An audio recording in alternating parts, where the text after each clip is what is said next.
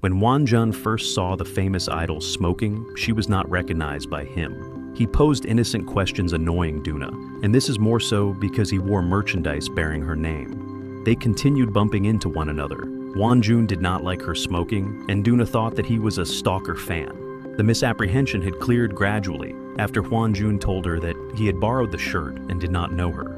He had recently been employed as a tutor because of his maturity and schoolwork, and was glad to see his friend Gingju after more than a year. One night, Wonjun went down and met Duna sobbing in the cold yard. At the time when she fell due to exhaustion, he summoned an ambulance and remained with her at the hospital, purchasing her warm socks. But something went wrong. Wonjun lost his tutoring job due to his scarf stinking of cigarette smoke as a result of his dispute with Duna prior to it, and this had cost him a lot of money. Duna changed his ways after the hospital. She trailed Wonjun everywhere, and at one point told her that she was just seeking friendship. On one occasion when he rebuked her, she went to sleep away days until he apologized and offered her a chance to spend time together. They became friends officially, but Duna had advised him against falling in love with her.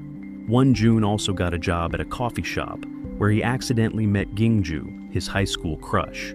At home, in the meantime, Duna was a depression case, unable to reach her manager, who'd ignored her since the stage incident. During the department celebration at Wonjun, they were harassed by a man. As he caught up Wonjun by the collar, Duna came in screaming, "How hast thou touched my Wonjun?" She raised a wine bottle and dashed the man on the head, which was deterred by the helmet of Wonjun. Subsequently, Duna asked Wonjun to have a drink, but he saw Gingju, and his passionate look made it clear to Duna what he felt. As it happened, Gingju was a fan of Duna, and they were both in the house of Duna on the drinking spree. As she was speaking, Duna told her that she was jealous of the history of Wonjun and Gingju. She slipped a foot and is brought back into accidental embrace by Wonjun, and this made Duna feel her heart aching. Wonjun could not get out of his mind the embrace when he woke up the next day.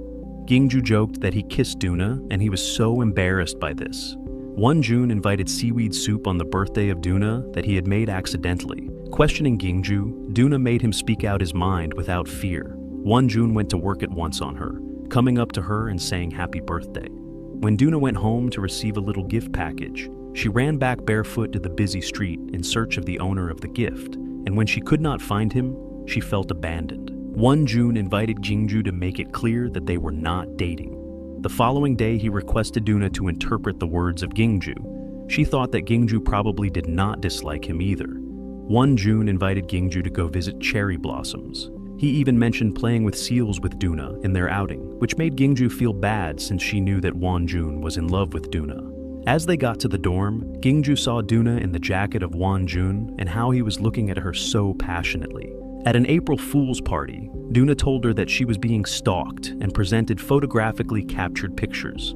The group hurried to follow the stalker and got him in numerous photos of Duna. When the stalker made provocative comments, Wonjun grabbed his collar, threatening him. Wonjun gave Duna all the photos and deleted images from the stalker's computer. Afterward, Wonjun told Duna it was okay to be scared and not to let herself get hurt. Moved by his words, Duna rested her head on his lap and held his hand. They hugged and slept until morning. Wonjun tried focusing on studies to avoid thinking about Duna, who couldn't reach her manager. She eventually went to the amusement park where Wonjun worked, playing alone until he finished. Over late-night food, Duna confided that besides singing and dancing, she didn't know what else to do. She worried about her future, but found life more enjoyable thanks to Wonjun. He shared his dream of simple, peaceful happiness and guilt about leaving his sick brother and mother in the countryside. On the way home, Wonjun fell asleep on Duna's shoulder. Online malicious comments were in the form of photos showing them eating together. Wonjun took his time, though Duna was so much used to that kind of attention that it did not bother her. When Duna got dressed up to ask Wonjun out, his friend Yunuk desperately invited him out on a date. There, Wonjun got to meet Yura, who was a childhood friend, and bullied him. Wonjun was forced to take her home because Yura became drunk. Duna was waiting at home in fear that the lights were going out. As Wonjun eventually came back, she sat outside smoking with a burnt hand. Ice fetched, Wonjun observed her pouty expression when she told him that he smelled of perfume and alcohol. He was very open about the group date. Wonjun said that when a person takes care of someone, he has the desire to be taken care of. when Doona replied that she does not feel pain until he treats her. Doona could not restrain and went ahead to kiss Won-jun without any opportunity to resist. He drove her off and went to repair the electricity. On the subsequent days, Won-jun was unable to get out of an infatuation with the kiss. When Doona was found reading in his room, he resolved to talk seriously, asking why she kissed him. It was a kiss. No reason why, Doona said. As Won-jun inquired whether she liked him and she was not responding, he explained that, in case she was not liking him, then she should not do so. He wouldn't kiss friends. Doona rejected his worry by claiming he was nosy and the kiss would cease mattering like any other thing. Gingju refused entry to the confession of another student and attempted to show feelings to Won-jun, who merely treated her as a best friend, and this broke her heart. Yura and Gingju both went in the boarding house to the shock of Won-jun. During a drinking party, Gingju followed Doona outside and revealed she'd come to be near Won-jun and had confessed to him. Doona admitted she already had feelings for Won-jun. Gingju argued she'd been friends with Won-jun longer and understood him better, making Doona feel their relationship was fragile. Doona went to a bar, feeling lonely.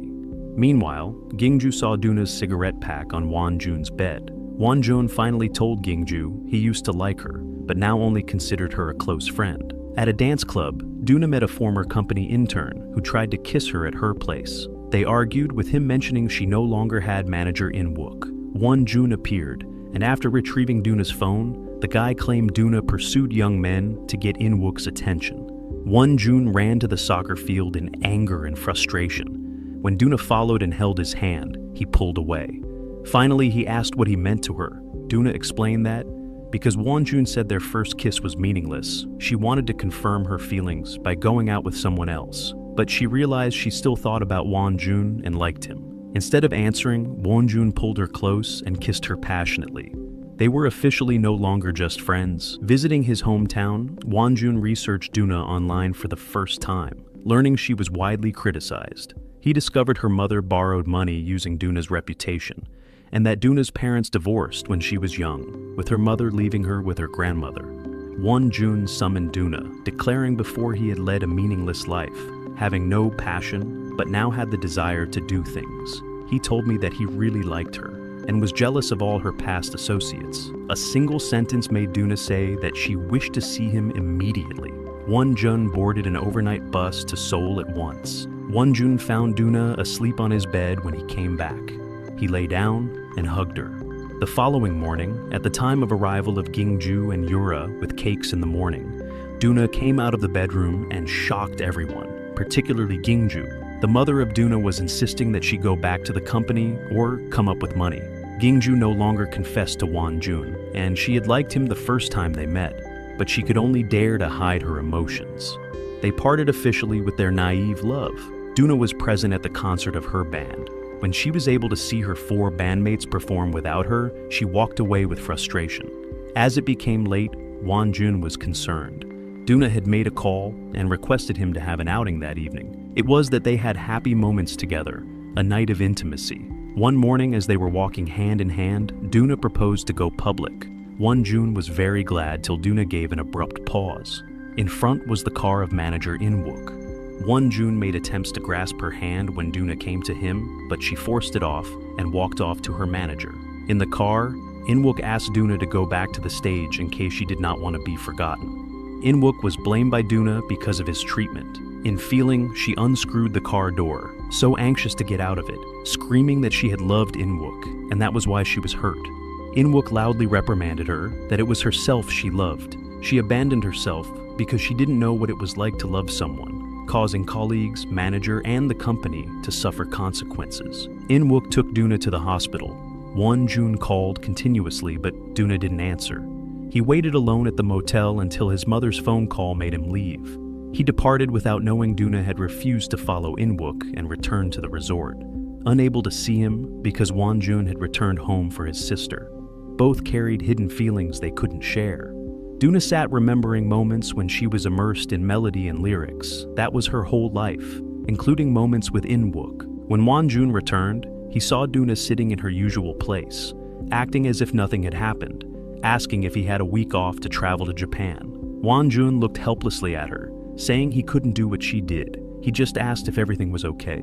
When Doona said she was fine, Wonjun said he was tired and wanted to rest. Doona wouldn't let him go easily, pulling him back and telling him not to be upset. All Wonjun's anger surged. He said he liked her and didn't care what she did to other people. He wondered what she was doing to him and if she saw him as a passing joke. Wonjun quickly told Eunuch he would move elsewhere. When Doona heard, she came and asked if she wanted him to stay. He would stay. Feeling frustrated, Wonjun stood up wanting to chase Doona out, but she hugged him tightly. His voice full of jealousy, he asked if the other man didn't need her anymore, so she came to him. Doona said she didn't go because she needed someone to talk to. That person had to be Wonjun. She didn't want to lose him and was very scared when she thought about it. Wonjun heard the words he wanted. To confirm her feelings, he asked her to apologize and admit she liked him. Doona looked at him and said she loved him. Wonjun kissed her passionately. They finally made up and officially confirmed their love. Happy laughter followed after conflicts got resolved the days after that. But within Doona, there was the want to perform. Wonjun came back to his hometown, and Doona was drowning in the memories of her magnificent days.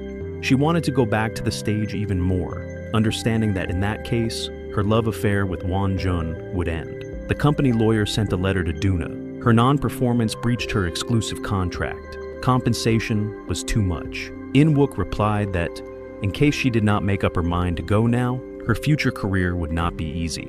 Doona betrayed partially due to the penalty, partially because she received her own voice back. Most importantly, she wanted Wonjun to see her image on the stage as he has said in the dream. On his coming back after work, Wonjun found some sleeping pills and cigarette packs in the room that Doona lived in. Making a guess that she was concealing some problems, he visited In-wook, requesting him to take off Doona alone. But Wonjun discovered that the life of Doona was not that simple as his. By staying with him, Doona would lose all and even the possibility to go back to stage. In-wook followed up the idea by stating that Wonjun ought to consider who had to give up. The reality of cruelty came back on Wonjun, and with a heavy heart. The illusion of happy, peaceful life was too challenging to a famous person like Doona. In-wook agreed with the president at the company to allow Doona to get him back to the stage and work independently. Doona replied to it that she will go back to her singing career in order to make herself happy. And in a mere second, those two individuals who loved each other had to separate without uttering a single word and just staring at each other, supporting each other, blessing each other. Life went on as time passed. Doona returned to the company and achieved great success going solo. After a difficult time apart, Wonjun returned to his own life, regularly texting Doona about everything daily, though never receiving replies. Although he missed Doona very much, Wonjun could only look at her in advertising photos. Deep down, they still reserved an irreplaceable place for each other. One day while walking, Wonjun saw Doona standing before him, looking at snow. He quickly walked toward her. She seemed to be waiting on purpose, asking him to eat with her. Doona tried talking intimately, but Wonjun was cold. She explained she was banned from using her phone and was under strict supervision, hoping he would endure a little longer. She would try her best in the next 2 years to improve her career. Then they could officially be together. Wonjun told her he was preparing for military service, and their story should stop here. Doona was extremely angry, standing up and leaving while ignoring Wonjun following behind. Unable to stand his attitude, she said her last words. She told In-wook she would be with Wonjun and love him forever. But he was the one who gave up first. When Wonjun confirmed he wanted to end everything, Doona painfully left in tears. Before getting on the subway, she turned back, hoping to see Wonjun chasing her. But he just stood there with tears falling continuously. Wonjun joined the army while Doona returned to life in the spotlight. Her reputation returned brighter than before. Only then did In-wook return her phone. Doona looked at all Wonjun's messages, feeling extremely heartbroken, missing her cute younger boyfriend. Time passed quickly. Wonjun served 2 years in the army and went to prepare civil service exams in Seoul. It was 4 years later, and Doona was officially singing solo. The girl he loved appeared everywhere, and Wonjun was extremely happy about her. The common house owner is ready to make renovations. Friends had planned to have a party on the day before, all except Doona. Wonjun came back to get his coat, and there was Doona. The thought and the plan of meeting her again were not in his mind, but when he had absolutely released himself, he was able to meet her again. Wonjun felt his heart beat over again, seeing her familiar figure smoking. Doona greeted him, and he was able to nod as a reply. They went drinking together. Doona was gazing at Wonjun with a satisfied smile, but Wonjun continued to treat him coldly. Doona came home sad and angry. She cried, as she did not wish to see him like this again. Doona could no longer bear it, and approached Wonjun, complaining that he treats her like a stranger. She told him that she owed him her being there at her lowest, because she was able to overcome it. Why was he shunning her now that she is a successful woman once more? She has it all now, so she can easily live without him. But these were not the words that she needed to tell. She needed him very much still. In the same domineering manner he had used previously, Doona rebuked Wonjun several times, compelling him to apologize and accept that he was sorry and regretted to have treated her that manner. Wonjun was yet in love with the girl, and he needed to please her. Doona replied that she missed him a lot, and she embraced Wonjun when he apologized and said that he regretted it. Wonjun could no longer try to be cold to her, as tears filled his face. Sometimes people assume that things too different won't be suitable for each other, but sometimes things completely different are very suitable together. They complement and perfect each other, like the way Wonjun and Doona love, protect, encourage, and perfect each other.